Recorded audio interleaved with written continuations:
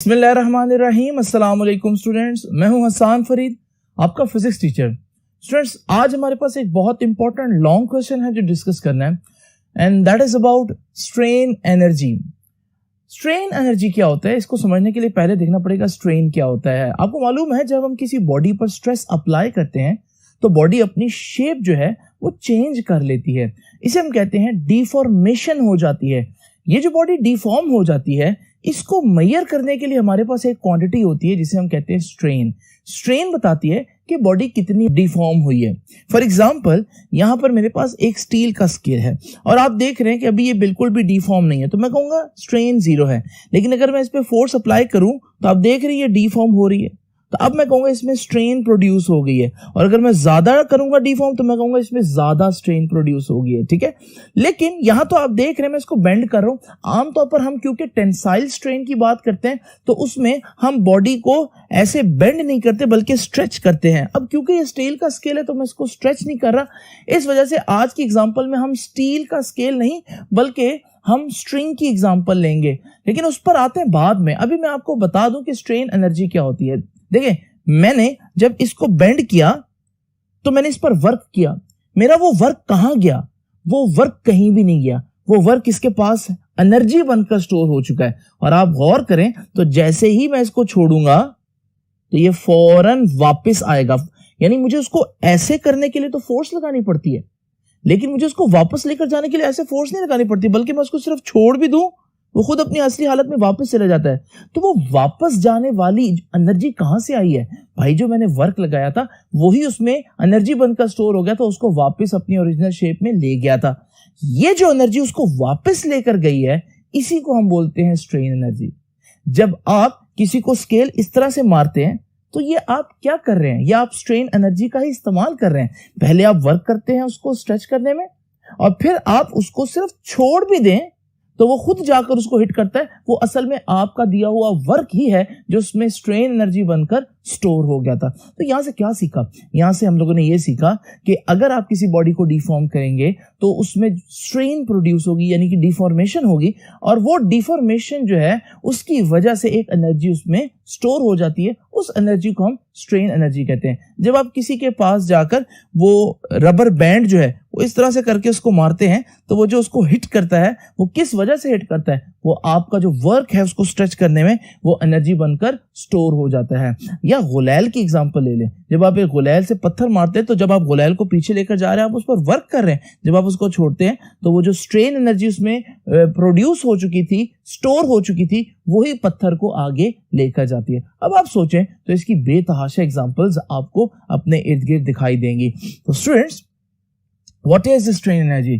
The potential energy stored in the body because of an elastic deformation is called strain energy. This strain energy is equal to the work done to produce the deformation. ये कितनी energy store होगी? भाई, जितना आपने work लगाया होगा उतनी ही energy store होगी। लेकिन मेरा सबसे इंपॉर्टेंट यहां जो मुझे चीज नजर आ रही है वो है इलास्टिक डिफॉर्मेशन। यानी सिर्फ डिफॉर्मेशन क्यों नहीं जी, इलास्टिक डिफॉर्मेशन क्यों? क्योंकि बच्चों इसमें एक बड़ी इंपॉर्टेंट समझने वाली बात है। आपको याद है मैंने आपको बताया था इलास्टिक डिफॉर्मेशन क्या होती है।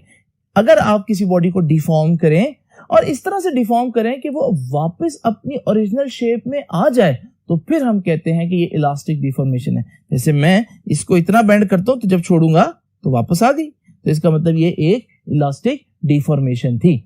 तो इलास्टिक डिफॉर्मेशन की बात मैं भला क्यों कर रहा हूं? क्योंकि अगर आप एक हद से ज्यादा फोर्स लगा दें या एक हद से ज्यादा डिफॉर्म कर दें बॉडी को तो बॉडी वापस अपनी ओरिजिनल शेप में आने की एबिलिटी लूज कर जाती है। मिसाल के तौर पर ये मेरे पास वही स्टील का स्केल है, जरा देखिए। अगर मैं इस पे इतनी फोर्स लगाऊं, छोड़ूंगा वापस आ जाएगी। अगर मैं इतनी फोर्स लगाऊं, छोड़ूंगा वापस आ जाएगी। लेकिन अगर मैं इस पर इतनी फोर्स लगाऊं, इतनी, और उसके बाद मैं इसको छोड़ूं, अब ये अपनी ओरिजिनल शेप में वापस नहीं आई, तो इसका मतलब मेरा वर्क अब मुझे वापस एनर्जी नहीं देगा। इस वजह से स्ट्रेन एनर्जी नहीं होगी। तो फिर हमें ये कहना पड़ेगा भाई स्ट्रेन एनर्जी का कॉन्सेप्ट सिर्फ तब तक है जब तक बॉडी अपनी इलास्टिक लिमिट के अंदर है, यानी वो वापस अपनी ओरिजिनल शेप में जाने की एबिलिटी रखती है। तो स्टूडेंट्स, यहां पर अब वर्क तो लगा है लेकिन स्ट्रेन एनर्जी स्टोर नहीं हुई। कहां गई वो मेरा सारा वर्क? वो सारा वर्क अगर आप गौर करेंगे इस जगह पर जहां से मैंने इसको बेंड किया, ये गर्म है, इसका मतलब मेरा सारा वर्क यहां पर हीट बन के जो है वो जाया हो गया, वेस्ट हो गया। तो ये गर्म पॉइंट मुझे बता रहा है कि इसका मतलब मेरा वर्क अभी भी एनर्जी में कन्वर्ट हुआ है, लेकिन अब वो स्ट्रेन एनर्जी में कन्वर्ट नहीं हुआ, बल्कि वो हीट एनर्जी में कन्वर्ट हुआ। और हीट एनर्जी एक किस्म का लॉस होता है और वो एनवायरनमेंट में चली गई है, जिसकी वजह से हमारे पास बॉडी अपनी ओरिजिनल शेप में वैसे ही मौजूद है। तो स्टूडेंट्स, अब जरा देखते हैं, ये जो बात मैंने अभी आपके सामने की है इसको देख लेते हैं। To stretch a wire energy is required. ये तो हमने देखा, जैसे स्केल के लिए एनर्जी चाहिए, इस तरह से वायर के लिए एनर्जी भी चाहिए। This energy supplied to stretch the wire is stored as strain energy. लेकिन जब आप उसको स्ट्रेच करेंगे तो ये ना समझें कि सब कुछ जो आपने वर्क अप्लाई किया वो जाया हो गया, नहीं, वो एनर्जी बनकर स्टोर होगा और उस एनर्जी को हम स्ट्रेन एनर्जी कहेंगे। This strain energy can be recovered. ये स्ट्रेन एनर्जी आपको वापस भी मिल सकती है। कब? जब आप उसको छोड़ दें, लेकिन अगर आप इलास्टिक लिमिट के अंदर हैं तो वापस मिलेगी, और अगर आप इलास्टिक लिमिट के अंदर नहीं है तो फिर ये आपको वापस नहीं मिलेगी। This strain energy can be recovered provided का मतलब शर्त ये है the elastic limit is not exceeded. आप इलास्टिक लिमिट से बाहर नहीं जाएंगे, जैसे मैंने स्केल के केस में बाहर जाकर आपको दिखाया कि फिर हमें स्ट्रेन एनर्जी वापस नहीं मिलती। अब स्टूडेंट्स, क्योंकि मैंने स्केल में बेंडिंग कर रहा था और हम यहां पर टेंसाइल स्ट्रेन की बात करेंगे, तो उसमें हम किसी बॉडी को स्ट्रेच करते हैं लीनियरली, यानी उसमें लेंथ वाइज चेंज लेकर आते हैं। तो इसलिए मैं तो यहां पर स्टील रूलर की बजाय एग्जांपल दूंगा वायर की, ठीक है? क्योंकि आप देखें वायर एक फ्लेक्सिबल चीज होती है थोड़ी सी, तो जब आप उसके साथ कोई लोड अटैच करेंगे तो उसमें लीनियरली थोड़ा सा लंबाई में इजाफा हो जाएगा। तो वो यही कह रहा है, consider a wire of length L, जैसे मैंने डायग्राम में यहां से यहां तक बनाया, ये वाली, ठीक है? इज सस्पेंडेड वर्टिकली, जो बिल्कुल वर्टिकली जो है ना सस्पेंड की हुई है, किसके साथ? With one end fixed to a rigid support, जिसका एक तरफ हमने रिजिड सपोर्ट के साथ, जैसे सपोज करो छत के साथ जो काफी रिजिड होती है, उसके साथ हमने उसको हैंग कर दिया। This wire is stretched bye attaching a load. फिर हमने क्या किया, इस वायर के साथ एक लोड लगाया। ये देखिए मैंने लोड लगाया, जब लोड लगाया तो उसकी जो लेंथ थी वो बढ़कर एक्स्ट्रा लेंथ आ गई उसमें डेल्टा एल। ये डेल्टा एल जो एक्स्ट्रा लेंथ आती है इसको हम एक्सटेंशन कहते हैं, लेकिन आपकी बुक ना एक्सटेंशन के लिए डेल्टा एल के सिंबल की बजाय ई का सिंबल यूज करे, क्योंकि एक्सटेंशन भी ई से होता है। बस मैंने जानबूझकर डेल्टा एल लिखा ताकि आपको बता दूं कि डेल्टा एल की जगह आपकी बुक ई यूज करेगी और आपको ये बात याद रहे। तो हमने लोड लगाया एट इट्स लोअर एंड, उससे क्या होगा? If the stretching force is increased by increasing the load, the extension also increases. तो हमने देखा कि लोड लगाने से एक तो एक्सटेंशन आ गई, ठीक है, उसमें लंबाई में इजाफा हो गया। फिर हमने देखा जितना बड़ा लोड होगा उतनी ज्यादा फोर्स लगेगी, उतना ही ज्यादा स्ट्रेच होगा और उतना ही लंबाई में ज्यादा इजाफा होगा, यानी एक्सटेंशन ज्यादा होगी। तो यहां से मैं कह सकता हूं जितना ज्यादा फोर्स उतनी ज्यादा एक्सटेंशन। तो साइंस में या फिजिक्स में से क्या बोलेंगे कि extension is directly proportional to the applied force. तो ये देखें, if the elastic limit is not exceeded then the extension is directly proportional to applied force। लेकिन ये सारी बातें फिर बता दूं कहां है, ये इलास्टिक लिमिट के अंदर है, ठीक है ना? तो आप लोगों ने देख लिया कि स्ट्रेन एनर्जी प्रोड्यूस हो रही है, किन कंडीशंस में प्रोड्यूस हो रही है, कब तक प्रोड्यूस होगी, ये सारी बातें हम लोगों ने देख ली। अब हम स्ट्रेन एनर्जी का फॉर्मूला बनाना चाहते हैं, तो हमें मैथमेटिकल डेरिवेशन करनी चाहिए। तो उसके लिए हम चलते हैं नेक्स्ट बोर्ड पर, देखते हैं कि इसको मैथमेटिकली कैसे डिराइव कर सकते हैं। स्टूडेंट्स, फिर से इमेजिन करें वही वायर, लेकिन अभी उस पर लोड नहीं लगा हुआ। अभी लोड नहीं लगा होगा तो डेफिनेटली उस पर कोई फोर्स भी अप्लाई नहीं हो रही होगी। तो मैंने ये बोला कि when the load is not attached to the wire the force on it is zero. तो F इक्वल टू जीरो है। ये कब की बात है? When the load is not attached. अच्छा, ग्राफ के ऊपर ये कहां मिलेगा आपको? तो ये पॉइंट है, तो यहां पर आप देख रहे हैं फोर्स है और यहां पर एक्सटेंशन है, तो इस पॉइंट पर दोनों जीरो हैं, यानी ये वो पॉइंट है कि अभी मैंने ना लोड लगाया है तो ना ही एक्सटेंशन होगी। तो इस पॉइंट की मैं बात कर रहा हूं, ठीक है? उसके बाद क्या होगा? उसके बाद जब मैं लोड लगाऊंगा तो लोड लगाने से फोर्स जो है वो एक्सटेंशन करती जाएगी। अब मैं क्या कर रहा हूं, मैं फोर्स यानी लोड बढ़ाता जा रहा हूं तो एक्सटेंशन भी बढ़ती जाएगी, और मेरे पास एक ये लाइन आएगी रेड कलर की, ठीक है? करते करते मैं पॉइंट ए पर पहुंच गया। पॉइंट ए पर जो फोर्स है वो F लग चुकी है और जो एक्सटेंशन है वो E हो चुकी है, राइट? अब मैं ये बात भी लिख देता हूं कि but when load is attached to strain the force on it is maximum. ठीक है, तो जब लोड अटैच करेंगे तो फोर्स बढ़ते बढ़ते एक पॉइंट पर मैक्सिमम हो जाएगी। उस मैक्सिमम फोर्स को मैंने एफ बोल दिया। अब आपको मालूम है यहां पर एक बात तो तय है कि फोर्स यूनिफॉर्म नहीं है, यानी कि शुरू में फोर्स कम है और फिर आहिस्ता आहिस्ता फोर्स बढ़ती जा रही है एक पॉइंट तक। जब ऐसा केस हो तो फिर आपको मालूम है हम फोर्स की कोई एक वैल्यू तो ले नहीं सकते, तो हम लेते हैं फोर्स की एवरेज वैल्यू। और एवरेज कैसे लेते हैं? दो चीजों को ऐड करके दो पर तकसीम कर देते हैं। तो यहां पर भी हमने यही किया। तो हमारे पास ये इनिशियल फोर्स है जो कि 0 है, ये फाइनल फोर्स है जो कि मैक्सिमम फोर्स है। तो एवरेज फोर्स क्या होगी? 0 यानी इनिशियल फोर्स प्लस एफ यानी फाइनल फोर्स डिवाइडेड बाय 2। तो एवरेज फोर्स हमारे पास कितनी आ जाएगी? F/2। ये है एवरेज फोर्स। अब आपको मालूम है स्ट्रेन एनर्जी निकालने के लिए पहले वर्क निकालना जरूरी है। तो मैं क्या करता हूं, मैं पहले वर्क निकालता हूं। वर्क का फॉर्मूला सबको पता है, W = force multiply by displacement. तो work force multiply by displacement होगा, लेकिन फोर्स तो मैं एवरेज ले रहा हूं, तो वर्क जो है वो एवरेज फोर्स मल्टीप्लाई बाय आगे डिस्प्लेसमेंट होना चाहिए ना। लेकिन जब हम वायर को स्ट्रेच करते हैं तो स्ट्रेच करते हुए जो उसका डिस्प्लेसमेंट होता है उसको हम एक्सटेंशन बोल देते हैं। तो डिस्प्लेसमेंट की जगह ज्यादा अच्छा वर्ड यहां पर एक्सटेंशन है। ये कोई नई फार्मूला नहीं है, बल्कि ये वही फार्मूला है जो आप पहले से पढ़ के आते हैं, W = FD। यहां पर मैंने W वर्क, F का मतलब फोर्स नहीं बल्कि एवरेज फोर्स, क्योंकि फोर्स यूनिफॉर्म नहीं है, थ्रू आउट चेंज हो रही है, बढ़ रही है, और डिस्प्लेसमेंट की जगह मैंने एक्सटेंशन लिख दिया। अब आपको मालूम है एवरेज फोर्स कितनी है, ये मैंने ऊपर लिखा, एवरेज फोर्स F/2 है। तो एवरेज फोर्स की जगह मैं पहले एवरेज फोर्स लिख देता हूं, एक्सटेंशन की जगह E लिख देता हूं, क्योंकि मैंने एक्सटेंशन को डेल्टा L से रिप्रेजेंट नहीं किया था बल्कि E से रिप्रेजेंट किया था। एवरेज फोर्स F/2 है, एक्सटेंशन E है, तो हमारे पास वर्क का फॉर्मूला 1/2 × FE आ जाएगा। ये वो वर्क है जो मैं लगा रहा था रूलर पर। तो फिर एनर्जी क्या होगी? भाई जो मैंने वर्क लगाया वही तो एनर्जी बनकर स्टोर हुआ है। तो अगर वर्क का फॉर्मूला ये है तो एनर्जी भी इतनी ही स्टोर हुई होगी। तो स्ट्रेन एनर्जी का फॉर्मूला भी 1/2 FE होगा। तो स्टूडेंट्स हमारे पास फॉर्मूला तो आ गया, लेकिन अब यहां एक इंपॉर्टेंट बात डिस्कस करने वाली है। आपने देखा कि फोर्स F जो है वो कांस्टेंट नहीं है। आप लोगों ने चैप्टर नंबर 4 फर्स्ट ईयर में एक आर्टिकल पढ़ा था, अगर फोर्स कांस्टेंट ना हो तो फिर हम क्या करते होते हैं? जब फोर्स कांस्टेंट ना हो, हमारे पास फोर्स की एक वैल्यू ना हो, तो हम क्या करते हैं? हम अपने टोटल जो फोर्स लगने का दौरानिया है उसको छोटे छोटे इंटरवल्स में डिवाइड करते थे। इतने छोटे इंटरवल कि हर इंटरवल में फोर्स क्या रहे? ऑलमोस्ट कांस्टेंट रहे। ठीक है, तो अगर मैं यहां से लेकर यहां तक की टोटल स्ट्रेन एनर्जी निकालना चाहता हूं तो फोर्स तो मुसलसल चेंज हो रही है। ठीक है, तो मैं क्या करूंगा? मैं छोटे छोटे इंटरवल बनाऊंगा। जैसे एक इंटरवल मैंने आपके सामने ये वाला बनाया।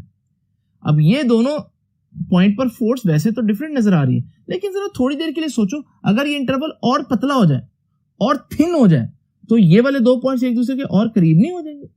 तो इसका मतलब जितना मैं इसको थिन करते जाऊंगा उतने ये दो पॉइंट्स एक दूसरे के करीब होते जाएंगे, और एक वक्त आएगा ये इतना थिन हो जाएगा, ये दोनों पॉइंट्स इतने करीब करीब हो जाएंगे कि मैं कहूंगा force is almost constant and at 2 points. दोनों पॉइंट्स पर फोर्स तकरीबन क्या रहेगी? कांस्टेंट रहेगी। ठीक है, तो अगर मैं यहां से यहां तक टोटल एनर्जी फाइंड आउट करना चाहता हूं तो मैं इस तरह के बहुत छोटे छोटे स्ट्रिप्स जो हैं वो इमेजिन करूंगा। हर स्ट्रिप इतना पतला होगा कि वहां पर फोर्स कांस्टेंट रहेगी। क्यों? क्योंकि फोर्स कांस्टेंट रहेगी तो मैं वर्क निकाल सकूंगा। तो हमारे पास जब फोर्स कांस्टेंट रहेगी तो फिर मैं उन सारे स्ट्रिप्स के एरियाज को ऐड करूंगा, तो आप सोचो वो सारा एरिया ट्राइंगल का एरिया नहीं आ जाएगा हमारे पास। तो इसका मतलब ये बात मैंने लिखी है, the force F is not constant during the extension. Force तो कांस्टेंट नहीं है।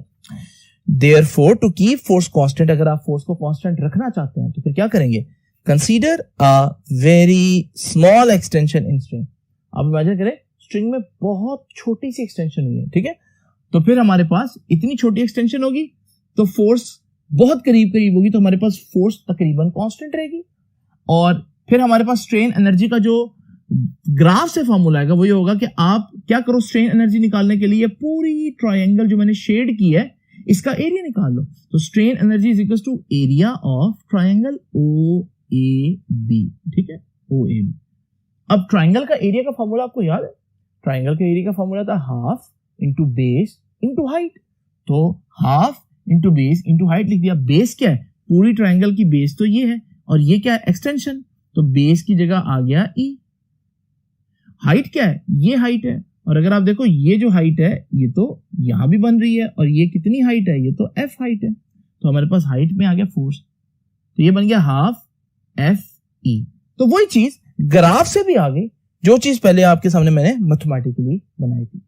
अब स्टूडेंट्स आप सोच होंगे कि लेक्चर तो यहाँ खत्म हो जाना चाहिए क्योंकि स्ट्रेन एनर्जी का फॉर्मूला आ गया, लेकिन हम लोगों ने एक और फॉर्मूला भी डिराइव करना है आज, और वो है strain energy per unit volume. तो चलते हैं नेक्स्ट बोर्ड पर और देखते हैं ये strain energy per unit volume कैसे डिराइव कर सकते हैं।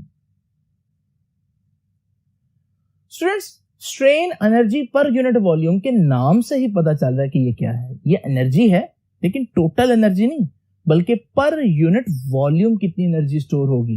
ये देखें, strain energy per unit volume क्या होगा, strain energy divided by volume, ठीक है ना। अब स्ट्रेन एनर्जी का फॉर्मूला मैं पीछे फाइंड आउट कर चुका हूं, लेकिन वॉल्यूम का फॉर्मूला कैसे निकालूंगा, उसके लिए तो मुझे पहले पता होना चाहिए कि वायर की शेप क्या है, क्योंकि हर शेप के लिए डिफरेंट वॉल्यूम का फॉर्मूला होता है। मिसाल के तौर पर सफेयर के लिए 4/3 पाई आर क्यूब होता है, इसी तरह से क्यूब के लिए जो है वो x की पावर 3 या l की पावर 3 होता है। इसका मतलब वॉल्यूम के लिए डिफरेंट फॉर्मूला है हमारे पास। वायर को अगर आप जूम करके देखें, काफी बड़ा करके देखें, तो वायर असल में इस तरह से दिखाई देगी, बहुत बड़ी करके, और इस शेप को आप जानते हैं कि ये हमारे पास एक सिलेंड्रिकल सी शेप है। आप देखें इसका वॉल्यूम निकालने का तरीका क्या है, आप इसका जो एरिया है उसको इसकी लेंथ से मल्टीप्लाई कर दें तो वॉल्यूम आ जाएगा। आप इसको चेक भी कर सकते हैं। देखिए एरिया का यूनिट क्या होता है, मीटर स्क्वायर, लेंथ का यूनिट क्या होता है, मीटर, और मीटर स्क्वायर इंटू मीटर क्या बनता है, मीटर क्यूब। ये किसका यूनिट होता है, ये वॉल्यूम का ही यूनिट होता है। इसका मतलब जब मैं एरिया को लेंथ से मल्टीप्लाई कर दूं तो वो वॉल्यूम बन जाता है। तो हमारे पास स्ट्रेन एनर्जी का फॉर्मूला तो मैं पहले ही बता चुका हूं, हाफ एफ ई है, जो मैंने भी कैलकुलेट किया। वॉल्यूम क्या बना, वॉल्यूम क्या बना, एरिया इंटू लेंथ। जी मैंने वैल्यूज तो पुट कर दी। अब मैं इसको थोड़ा सा रीअरेंज करता हूं, क्योंकि रीअरेंज करके ना आपको कुछ और चीजें नजर आना शुरू हो जाएंगी जो अभी नहीं नजर आ रही। मैं क्या करता हूं, हाफ को तो मैंने एज इट इज लिख दिया, एफ के नीचे ए लिख देता हूं, ये देखिए, और ई के नीचे एल लिख देता हूं, और थोड़ा सा अलग-अलग करके लिख देता हूं ताकि मैं आपको कुछ बता सकूं। सोचें ये एफ ओवर ए क्या है, फोर्स पर यूनिट एरिया। याद आया आपको, फोर्स पर यूनिट एरिया तो स्ट्रेस होती है। इसका मतलब इस फॉर्मूले के अंदर स्ट्रेस छुपी हुई थी, नजर नहीं आ रही थी, लेकिन जब मैंने इसको रीअरेंज किया डाटा को तो अब वो विजिबल हो गई है। तो इसका मतलब एफ ओवर ए की जगह मुझे स्ट्रेस लिख देना चाहिए। ये क्या है, आप कहेंगे ये तो वाकई कोई नई चीज ही है। ये क्या है, एक्सटेंशन ओवर लेंथ। एक्सटेंशन को अगर पुराना वाला सिंबल दें, एक्सटेंशन क्या है, लंबाई में चेंज, लंबाई में इजाफा, तो एक्सटेंशन की जगह है डेल्टा एल, नीचे एल एज इट इज। अब सोचो ये क्या है, अब आपको फौरन पता चलेगा सर ये तो change in length over original length है, और वो तो स्ट्रेन का फॉर्मूला होता है। तो यानी कि ये आ गया इसकी जगह स्ट्रेन। तो हमारे पास एनर्जी पर यूनिट वॉल्यूम का जो फॉर्मूला आएगा वो half into stress into strain. बहुत आसान फॉर्मूला है, और इस पर न्यूमेरिकल भी है आपका, इसलिए इस फॉर्मूला को आपको आना चाहिए। स्टूडेंट्स एनर्जी का यूनिट क्या होता है, एनर्जी का यूनिट तो जूल होता है, सबको मालूम है। तो एनर्जी पर यूनिट वॉल्यूम का यूनिट क्या होगा, एनर्जी का यूनिट जूल ही होगा, और पर यूनिट वॉल्यूम, वॉल्यूम का यूनिट क्या होता है, मीटर क्यूब। याद रखिएगा energy per unit volume is always measured in joule per metre cube. Students आपको स्ट्रेन एनर्जी और strain energy per unit volume का जो फॉर्मूला है वो डिराइव करना आना चाहिए। उम्मीद है आपको लेक्चर समझ में आ गया होगा। आपसे भी इंशाल्लाह मुलाकात होगी नेक्स्ट लेक्चर में। तब तक के लिए अल्लाह हाफ़िज़।